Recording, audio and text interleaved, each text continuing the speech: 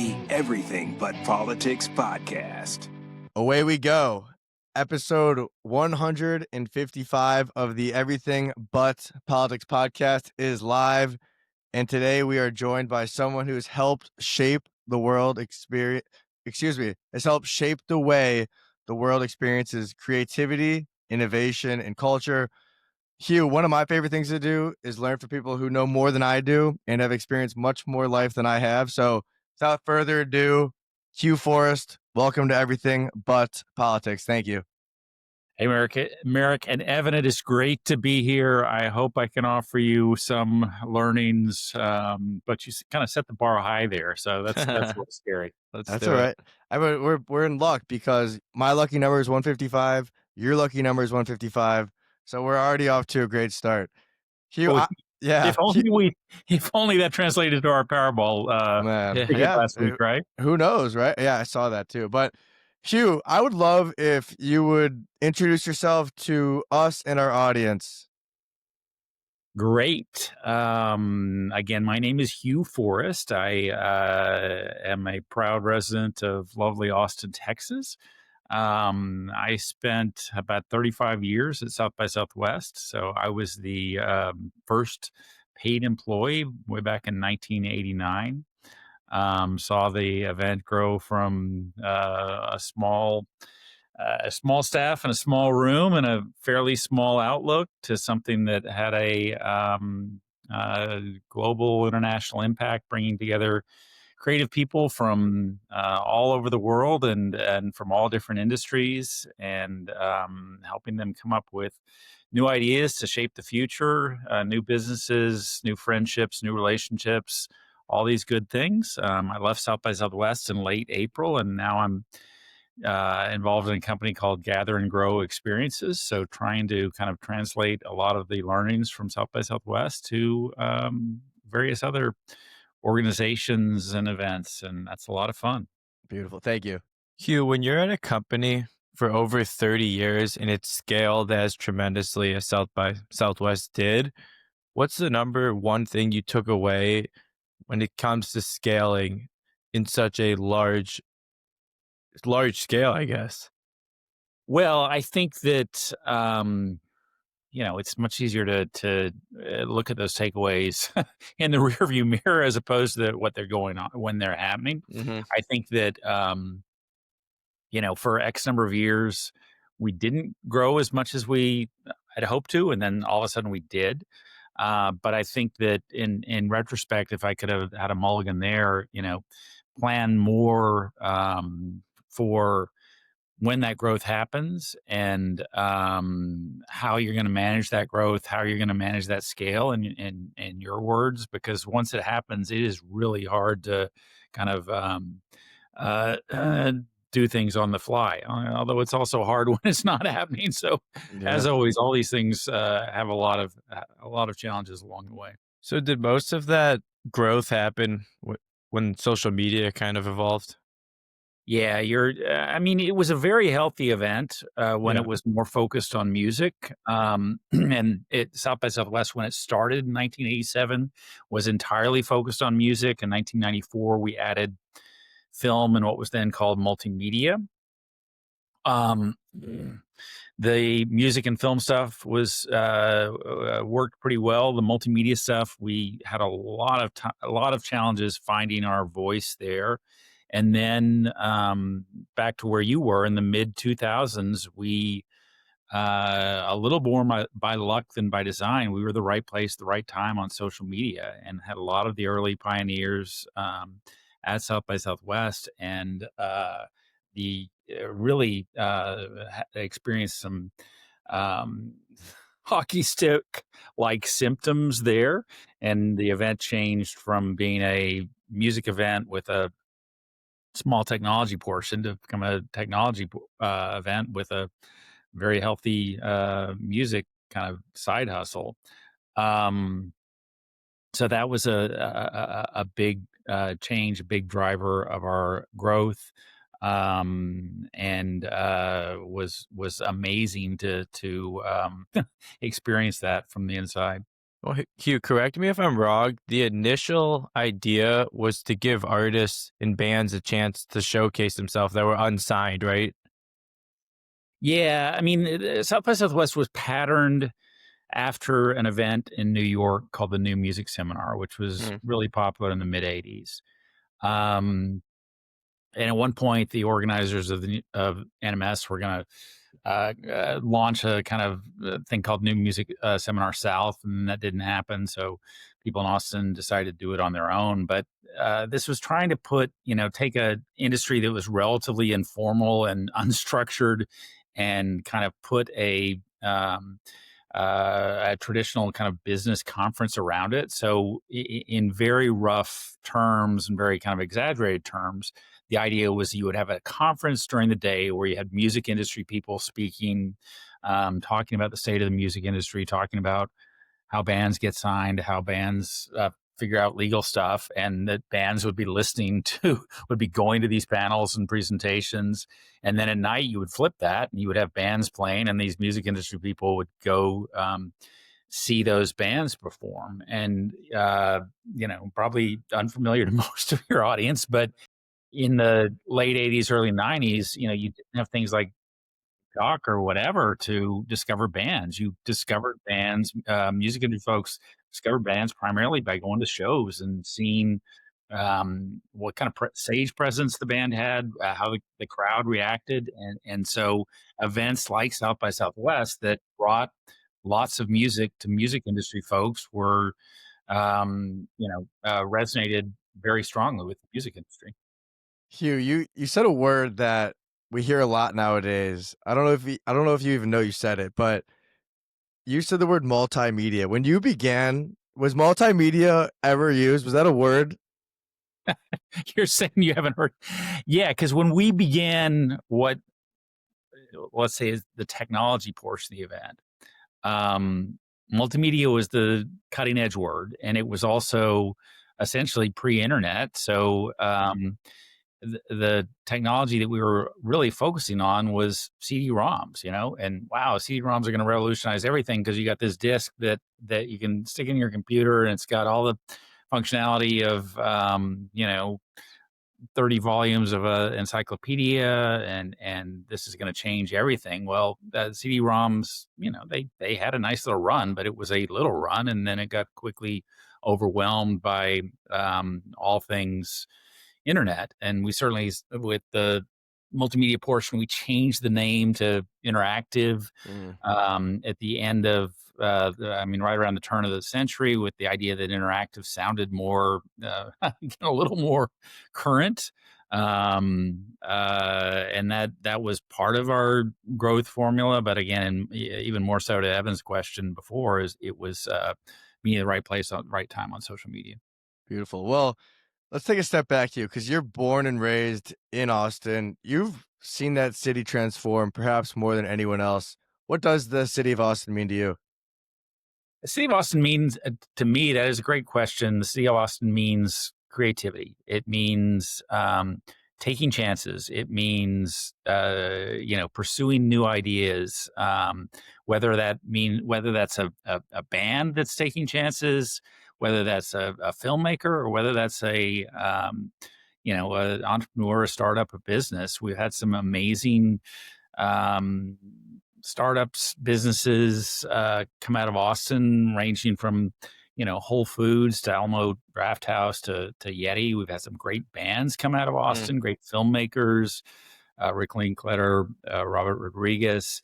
As much as the city has changed in the last 30 to 40 years, i.e. going from a small kind of sleepy college town to one of the nation's, top 15 cities in terms of population, creativity is still something that's incredibly important and is part of the DNA.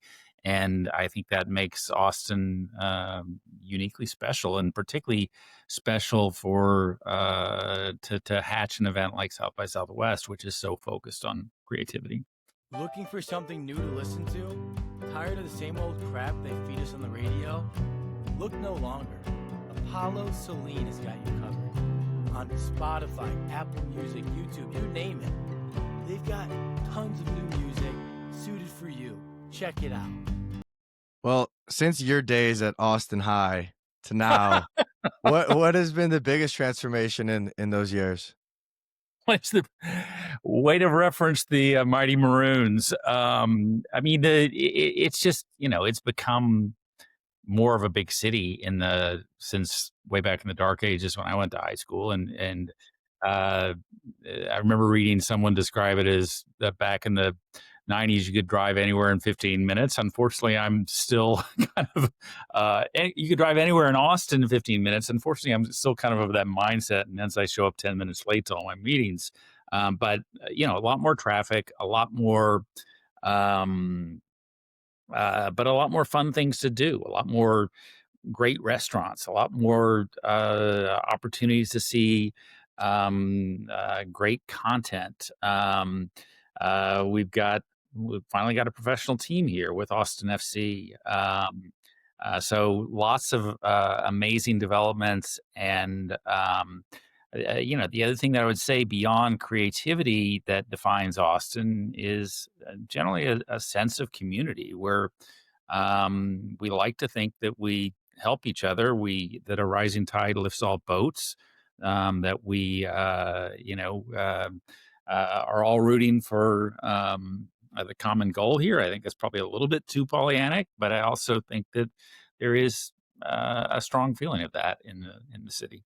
Well, Hugh, so in the past, I feel like many of the men and women we've gotten the chance to speak to that have found success in their industry, a lot of it comes down to timing. You just mentioned timing briefly, but talk about about the dream that you had to create a newspaper outlet in Austin and what that ultimately transformed into you and for your career. Well, I think another great question there, Merrick, and I think that the timing was completely wrong there, or Mm. not completely wrong. But when I grew up in Austin, went to college, a small liberal arts college in Ohio, Kenyon College, came back to Austin post graduation, and decided that um, I would try to do what I did with my freshman roommate in college, which was start another newspaper. And mind you, this was the mid '80s where print was still a thing. It was something that was a neat project to do when you're young and you can go long stretches living only off of ramen. I always called it, or I always call it, it was an alternative publication, not because of its politics, but because of its publishing schedule, because we sought to be monthly. But we were never quite monthly. But certainly, it in retrospect, was my first kind of entrepreneurial venture. It reflected this idea of the importance of community, which I'm still very, very zeroed in on. It reflected that, given that the paper covered politics and covered arts and covered culture, reflected a lot of things that I was passionate about in terms of South by Southwest, and publishing this newspaper also directly led to my employment at South by Southwest. I ended up switching from typesetting to desktop publishing, which meant I bought a Mac Plus computer, which is about 1/100th of the functionality of our smartphones, and a laser printer. And ultimately, that was why I got hired at South by Southwest, because I had a computer and those folks didn't. So one thing leads to another. The importance of hardware, the importance of, as you say, timing, being the right place at the right time. Hugh, how long were you an employee before you were promoted to the CEO? I was I was never CEO. I was president. Excuse me. Again, I came on board in 1989. When we launched this thing called Multimedia, I became the co-lead of that, and had various titles, but essentially leading that. And then we reorged the company roughly 10 years ago to be more integrated with the interactive aspect and the film aspect and the music aspect at that point, or shortly after I became co-president and then more recently president. How do you define? Excuse me. Sorry, Kevin, go for it. How do you define multimedia then to now? Well, then we were really focused on how CD-ROMs were going to change the education industry, which in a sense they did.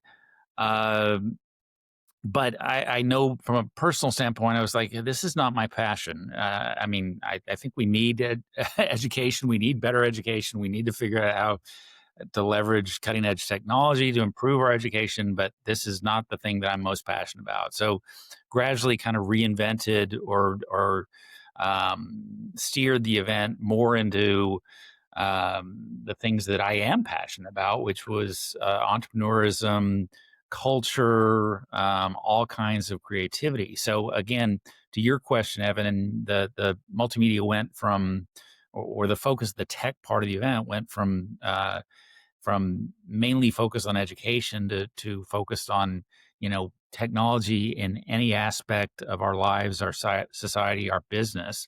There's no small irony that 10 years ago we launched another event within South by Southwest called South by Southwest EDU, Yeah. which was back to focusing on technology and education. And that event has been very successful, and it has found a strong niche in the overall education conference ecosystem. How have your passions evolved? I think I'm always evolving. I hope, because that's what we should be doing as humans. I think Yeah. I've certainly in the last 10 years, I've come to a place where I'm more passionate about this big, a little bit vague concept of community, of the power of bringing people together face to face, as opposed to any specific vertical that we covered. So, maybe 10 years ago, I was more interested in, the startup portion or the entrepreneurial portion. I'm still interested in that, but even more interested in, isn't this really cool when you bring entrepreneurs together from all kinds of different fields from all over the world and see what happens. And I think that one of um, one of the things we'll see in the next few years as AI continues to become such a big part of our lives is that face-to-face interactions will become even more important. They'll be the place where you're dealing with a real person as opposed to some kind of robotic humanoid. There'll be a place where even more so you can create bonds, friendships, trust, new opportunities. So again, I'm extremely passionate about the power of community, the power of face-to-face interactions, the power of bringing people together in one place and one time. You Well, must have speaking of hated COVID. I was just gonna talk about that. Speaking of being at a specific place, do you see a place in the next, let's say, 10 to 20 years where just 90% of workforces are just all remote? I hope not. I Yeah. mean, well, Evan, that's a great question, and I'm very torn on this because I think we all become a little more used to working remotely. That said, I think there's a significant power to bringing people together, and particularly for young people. You're getting a lot of your socialization, you're getting a lot of your friendships, your potential dating partners, mates, however you want to phrase that, through work scenarios. So I hope we can evolve to a scenario, and I think you're seeing this some where that more companies come back to being more comfortable with the hybrid model. There's some in-person interaction, but also freedom to work from home. Now, based on your experience during COVID, did you see that productivity was worse compared to prior? I think it was. Uh, I mean, was it worse? It was different, right? It was just getting used to a different kind of rhythm. And Yeah. for us, there's a small irony or no small irony here that we're doing more remote work, yet all this work feeds into an event that you're trying to bring people together face to Yeah. face. That in the Yeah. context of our 2021 event was entirely virtual. Um, but yeah, I think that again, having people together one place, one time is extremely powerful, and that will be even more so as AI takes over more and more of the functionality of our business, our society, our culture. Beautiful. That's a great answer. Hugh, so going back to your reflection on all the years at South by, was there a defining moment or year where you said to yourself, wow, this event's on to something much bigger than we had anticipated? I think that 2007 was very much the tipping point, turning point there. And 2007 was when Twitter kind of launched at South by Southwest. I say kind of because the Twitter guys were always nice enough to say that they launched at South by Southwest, but in reality, they'd been out 3 or 4 months. But that just really changed the whole dynamic. It became um, much more of a tech event. Every startup in the U.S., every startup in the world wanted to come to South by Southwest to get the same kind of bump that Twitter got. Every VC wanted to come to South by Southwest to discover the next new thing, the next Twitter. And from a perspective of an organizer, we'd been working this thing for ages and couldn't find anything that really resonated. And then all of a sudden you stumbled upon something of like, oh my gosh, wow, this did resonate. And what have we launched here? But again, that was the Twitter in 2007 very much started that hockey stick of growth that you know all kind of startups and businesses want. Again, in retrospect, I think we could have managed that better because scale is often the enemy of community, and that's what we want at South by Southwest. But again, that was if there's one watershed moment in my mind for the 35 years I was at the event, that 2007 with Twitter, that was it. On the hunt for legendary wings, Buffalo's in Bloomington, Indiana, and Carmel, Indiana has you covered. Crowned top 10 wings in the nation by USA Today, our wings are a fan favorite. Dip into Mrs. Louie's famous sweet Q sauce for that sweet and tangy kick. Visit Buffalo's and wing it like a pro. Well, Hugh, one of the things I've learned over the last couple of years is that there's serious power in proximity. You've had that privilege of being around some very amazing entrepreneurs, CEOs, executives. Were there any of these high performing individuals that you saw them in their companies? You're like, oh yeah, that guy's gonna be someone. That company's gonna be global. Yeah, I mean, yes, some, but there were also others where I was absolutely sure that they would, you know, this thing is going to go gigantic, and it didn't quite do that. Back to where we were just talking about Twitter, you know, the reason why Twitter, or kind of the genesis of that is that Ev Williams, had been coming to South by Southwest for several years pre 2007 with other startups that seemed really cool. He had this new thing. What's it called? It's something bird related. Yeah, okay. Well, it's another. We like Evan a lot, and or we like Ev a lot. Maybe this will pop. But I don't think we, as organizers, quite understood how powerful this stuff was going to be. Others that we, guessed right on. We had Mark Cuban, for instance, as a keynote speaker back in the broadcast.com days where he was doing great stuff, but certainly was not at the level that he is in the last 2 decades. But he was Texas based. It was a great story. It made sense with South by Southwest in terms of technology impacting how we absorb entertainment. So that was really neat.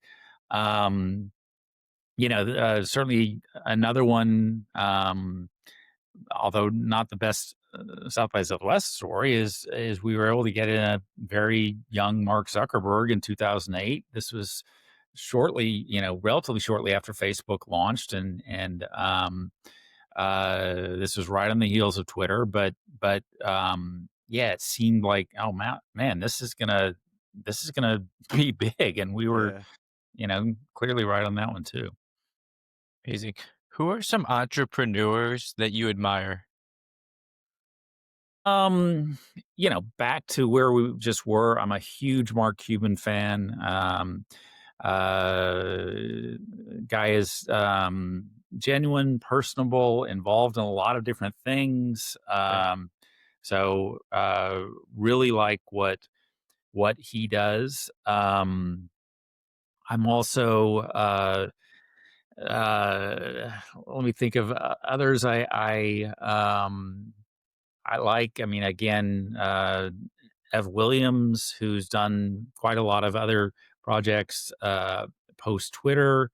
Also a big fan of Eli Parser, who did initially Move On and has written a few books and's got a cool new project coming out pretty soon. But I admire. I think I will say that I admire all entrepreneurs who are Yeah. willing to take a chance. Work long, hard hours, and sometimes it pops, and other times it doesn't. And these are people who have the resiliency, or make make themselves have the resiliency to pick themselves back up off the floor when they get pushed down, and keep pushing away. I mean, we know that 8 out of 10, 9 out of 10 startups fail, and the successful entrepreneurs you'll see the ones that have gone through those failures a number of times and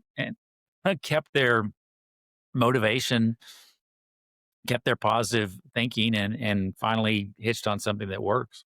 I'm so happy you mentioned failure because that leads me right into my next question. How important is failure in your life and in the lives of people that you've worked with? I mean, in my experience, failure, every time I've failed, you learn, ideally, right? Or else you're gonna keep making mistakes and never grow. But talk about failure and what it means to you in your life. Well, I mean, I've I've failed way more times than I can count, and it stings, it hurts, it sucks. But if I'm relatively in a good mood about it, or had some time to reflect about it, I'll go back and I'll kind of map out on paper or on computer or whatever what I did right here, what I did wrong, how to approach this better in a future time, and hopefully work on that. I mean, I am very much of the 10,000 hour rule perspective. The more you practice, the better you get. Um, or the more comfortable you get, and the more you set yourself up for possible success. From a personal standpoint, one of the stories that I'm most proud of is that for my first 10 years at South by Southwest, or roughly first 10 years, I was deathly scared of public speaking. I mean, I would rather go to the dentist and have 10 root canals, and I hate going to the dentist, than public speaking. And then finally, I just did it enough times where I still get nervous, but I don't get, I'm not shaking. My heart's not out of control like it was before. If I realize that, it's because I screwed up enough times. I went back after I screwed up and like, what did I do wrong? Why didn't I, prepare this way? And again, if you have the discipline to be self-reflective, to learn from your mistakes, I think you can establish some really great things. And I think I've been very fortunate in my life to been given a lot more rope to make mistakes and learn from those mistakes than a lot of people have. So I'm conscious of that, but again, I don't think there's. I think making mistakes is the best way to grow, to evolve, to eventually get to success. Yeah. And public speaking is really one of those things that the only way to get better is by doing it. When you were what do you think it was that had you so scared at the time? I think it's just that you're nervous that you say something wrong or you do something wrong and that people laugh at you and the world's going to end. And then having screwed it up enough times, I mean, the world didn't end. No, no. Yep. People went on. It was much more of a bigger deal for me than for them. So realizing that it's more about me than about them. That was again a big step forward, and again just doing it again and again and again till you're gradually comfortable. I still can be a lot better at this. I'm not nearly as good as a lot of people I've watched who are way inspiring, but again I've gotten better and I've gotten to where it's not such a big deal as it once was. Nice. Well, you're clearly real good speaker. Ever consider creating or starting your own podcast? I want to be the last person in America that doesn't have a startup. No, I mean, it doesn't have a podcast. Sorry. Absolutely. I just, I mean, my hindrance there is I haven't yet figured out what the unique angle that makes it, that answers the question why. If I do, I'll be in business competing with you guys. Okay. Let's do it. There's enough room at the table. There's enough room for everyone to eat. Cool. Yeah. We live in a world of abundance, but yeah, Absolutely. I mean, Absolutely. podcasts are such a amazing medium for people to get their message out, for people to find the content that they want, for people to feel as if they're involved in a conversation, and such a game changer there. And so I hope to get in soon. Shall we say that? Okay, very cool. Well, we'll clip this up when the time comes. So, Hugh, what are some podcasts that you enjoy now that you always derive value from? I'm a big fan of Pivot with Kara Swisher and Scott Galloway, and certainly part of that is is simply because they've spoken at South by Southwest Yeah. a lot. Like that, certainly like the Daily. I listen to Tim Ferriss a lot. Again, South by Southwest connections there, given how many times Tim has spoken at the event. Listen to a lot of stuff on the Vox network, and again, Vox has been very involved with South by Southwest. So um, I tend to, I tend to color a lot of things that I do through. Well, they were at South by Southwest once and or twice or whatever, but again, get some great information off these things. Yeah, there's so much value. Even just reflecting on old ones, because they are timeless, right? A lot of these, like, people will go back and listen to this podcast for decades to come. So when you really think of it in that context, I really like you're creating digital art in many ways. So similar to music or content, it's one of those things that'll live on Spotify, YouTube, Apple, etc. for forever. So we've done a lot of talking about South by. I want to learn about your new role at Gather and Grow Experiences. Can you share what you're doing over there now? Yeah, absolutely. Thank you for asking. The idea here is that I do a lot of consulting, advising, working with companies and or events that are interested in leveraging what I learned at South by Southwest. And primarily the kind of clients I want to work with, or kind of companies that I want to work with, are clients and companies that have a strong focus on, again, the power of community. some of these clients will be in Austin, some will be around the U.S., some will be around the world. I'm working with a event in Sao Paulo, Brazil, that will launch in August 2026 called SP2B. There's a very, very strong entrepreneurial scene in Brazil, and really excited about the ideas there. So again, it's trying to leverage my experience, the wisdom I gained from making far too many mistakes, and help others make slightly fewer mistakes as they bring people together.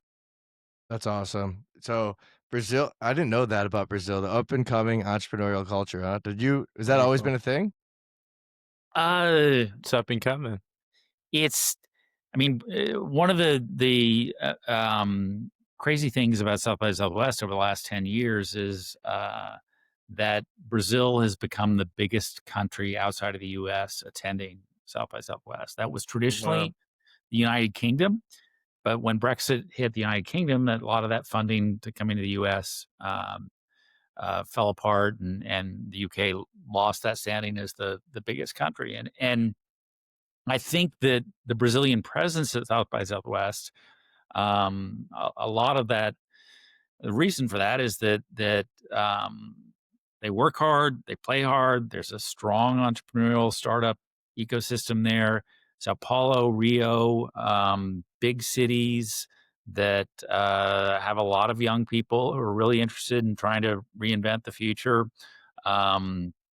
There are other cities as well that are doing a lot of really cool stuff. So yes, it's certainly part of this overall framework of the global South. So a lot of really cool stuff here, and I'm really excited about the short-term and long-term possibilities with this Sao Paulo event. Well, funny you say that. So I'm located here in South Florida with a large Brazilian community, and all of my Brazilian friends work their asses off. So now that you say that, that definitely aligns. So really interesting. I look forward to seeing more what you guys do with that. And you've gotten the chance to travel the world and see many, many places. What is one place that really sticks out to you? Like that is an amazing spot. Wow, there so many places, and we talked earlier about Austin being a center or nexus of creativity, but I'm firmly of the belief that everywhere is creative. It's just figuring out what you're most creative in. Don't try to replicate Austin. Lean into what you are. So, I was lucky enough to be in Athens, Greece, in May, and was amazed there. I mean, that country is certainly still rebounding from its problems in the last decade, but there's a ton of entrepreneurial energy there. I've been lucky enough to go to Web Summit in Lisbon, and that is an incredible spot, and a great event also. I was in Manchester last week, and lots of really neat stuff there. So again, I think that I don't think any one place has the monopoly on creativity. I will say that there is often a positive correlation between creativity, entrepreneurial energy, and a fairly low cost of living. And certainly one of the things that's changed, and one of our challenges in lovely Austin, Texas over the last 20 years is that was always one of our value propositions, that cost of living here was very low. It's as the city has grown, the cost of living has grown a little bit higher, and that's made it a little bit harder for some of the entrepreneurial community to thrive here. So again, uh, I think your question is great, but my answer is vague back to you. It's like, I love to travel, and I love to meet people and hear what they're doing that's cool in their community, and trying to immerse myself in their unique cultures. Beautiful. cool. Hugh, last question for you today is, what is one piece of advice to anyone who wants to make their future better than their past? I think one thing that I've learned to do in the last 20 years that has helped me a lot, or has coincided with the a lot of the career achievements that I've had, is trying to set aside 10 to 15 minutes every day to meditate. Like that. Just, quiet your mind, whether it's completely shutting off or repeating some kind of mantra or praying to whatever, spirit you believe in. But doing that has, I think, helped me a lot. It was always a challenge during South by Southwest, or during the lead up to South by Southwest, where I'd be like so busy that would be one thing I'd cut out of my day. And then I'd realize, well, my day would be less stressful if I did that. But again, if you can get in if you can get your atomic habits on and add that to your daily routine, I think that really can help your personal, your professional, your overall life improve in so many ways. How long have you been meditating? I think I started that in about 2004. And strangely, that was, the growth spurt of Southwest happened a few years after. I don't think there was any direct relationship to that, but Manifesting. yeah, exactly. Beautiful. Hugh, this has been a lot of fun. I know you and I have been going back and forth for a while, so to make this happen is really cool. So appreciate you taking the time and giving us your energy as well. So thank you. Back at you. Thank you for working with my weird schedule, and love being on the podcast, and love your questions, and hope that we get a chance to meet face to face somewhere down the road. Absolutely. Hugh, anyone that wants to keep up with you and your work, or even connect, what is the best way to do that? You can go to HughForrest.com. 2 R's, please. HughForrest.com. All right, guys. Wonderful. Thank you so much, and we will see you next Monday. Hugh Forrest, thank you. Thank you.